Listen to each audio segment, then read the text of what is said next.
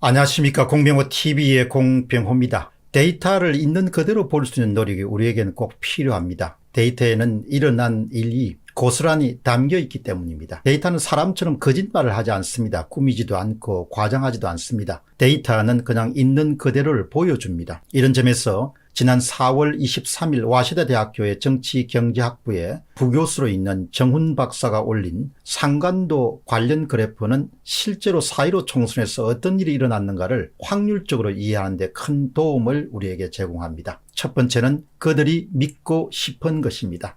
선거 결과 조작설을 주장하는 사람들에게 맞서서 그런 조작설을 주장하는 사람들이 음모론자들이다, 이렇게 음모론으로 맞서는 사람들이 주장하는 중심적인 가설이 있습니다. 그 가설은 이렇습니다. 이번 총선에서 민주당의 사전 득표율이 당일 득표율에 비해서 거의 모든 지역구에서 일관되게 높게 나온 이유는 민주당 지지자들이 유독 사전투표장에 몰렸고 통합당 지지자들이 사전투표를 불신해서 일부러 사전투표를 피하고 당일 투표에 몰리면서 나타난 현상이다. 이런 주장은 겉으로 볼 때 아주 그럴듯하게 보입니다. 그러나 저는 이 가설을 정말 믿지 않습니다. 그 이유는 사전투표에 응했던 표본 집단의 수가 통합당의 경우에 500만 정도, 그리고 더불당의 경우에 500만 정도입니다. 표본 집단의 규모로서 보면 엄청나게 큰 규모입니다. 그런 규모에서 특정 정당의 사람들이 사전선거에 몰리고 특정 정당의 사람이 당일 선거에 몰렸다는 것은 그야말로 한강물에 돌멩이를 던지는 효과밖에 내지 못합니다. 다시 이야기하면 어떤 그런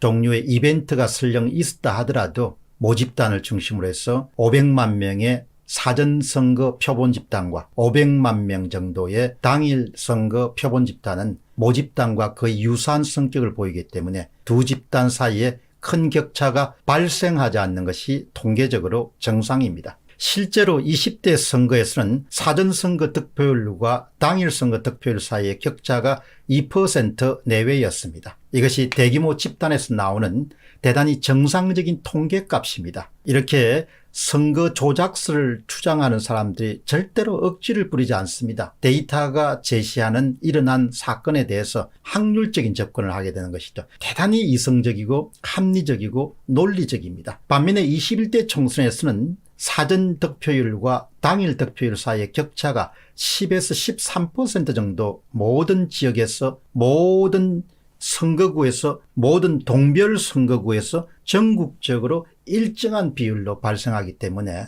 이것은 확률적으로 도저히 일어나기가 힘든 그런 사건입니다.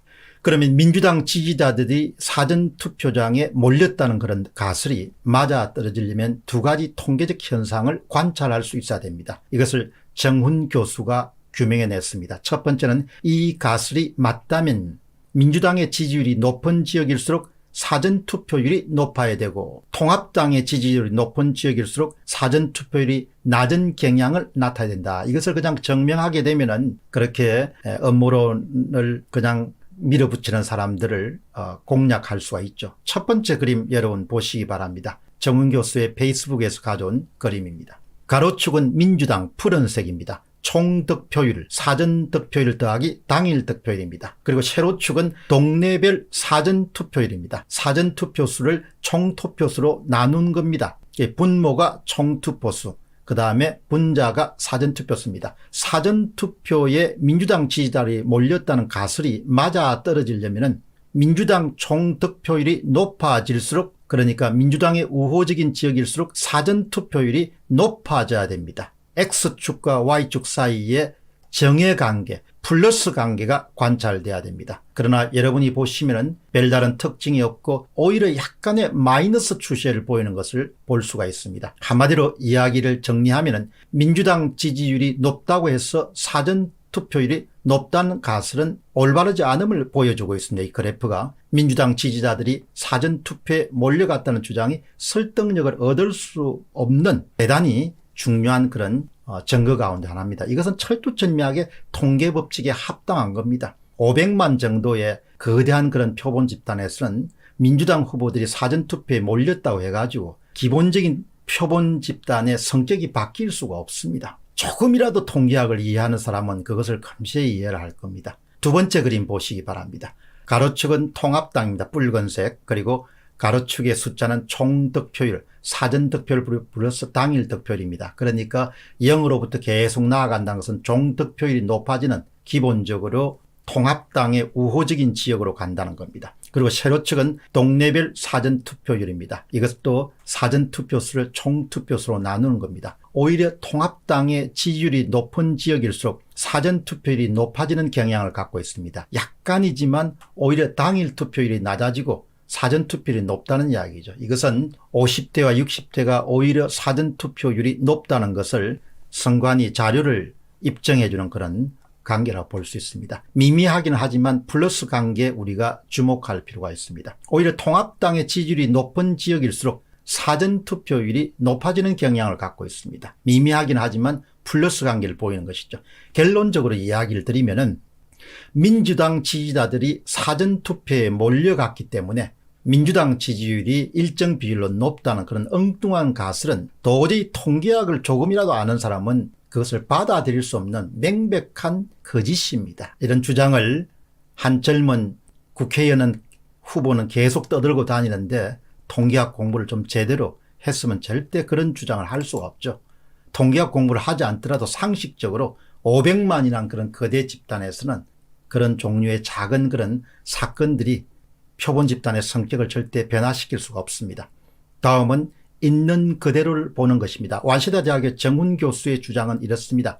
만약 다른 선거에서는 그러지 않았는데 유독 21대 총선에서만 민주당의 사전 득표율이 당일 득표율에 비해 거의 모든 지역구에서 동단위 지역구까지 일관되게 10에서 15% 높게 나오고 통합당의 사전 득표율이 당일 득표율에 비해서 거의 모든 지역구에서 동단위까지 일관되게 10에서 15% 낮게 나온 매우 이례적인 현상이 일어났다. 통계적으로 발생할 가능성이 거의 없는 사건이 발생한 겁니다. 그렇기 때문에 우리가 의혹을 제기하고 그것을 규명하기 위해서 노력하는 겁니다. 정훈 교수의 이야기입니다. 어떤 사회적, 정치적, 문화적, 개인적 요인에 의해서 민주당 지지자들이 사전투표장에 몰리고 통합당 지지자들이 사전투표를 피하고 당일투표를 몰렸기 때문이 아니라면 이처럼 통계적으로 나타나기 거의 불가능한, 통계학자들은 거의 불가능한 이렇게 하죠. 우리는 되게 절대로 이런 용어를 쓰지만 통계학자는 그렇게 쓰지 않으니까 거의 불가능한 현상이 대체 왜 그리고 어떻게 일어나게 된 것일까? 당연히 의혹을 풀어야 되는 거죠. 정훈 교수 이야기입니다. 혹자는 이번 총선에서 전자개표기 조작에 의한 선거 부정이 일어났을 것이라고 주장한다. 이런 음모론적 가설입니다. 가설, 통계적으로 가설입니다.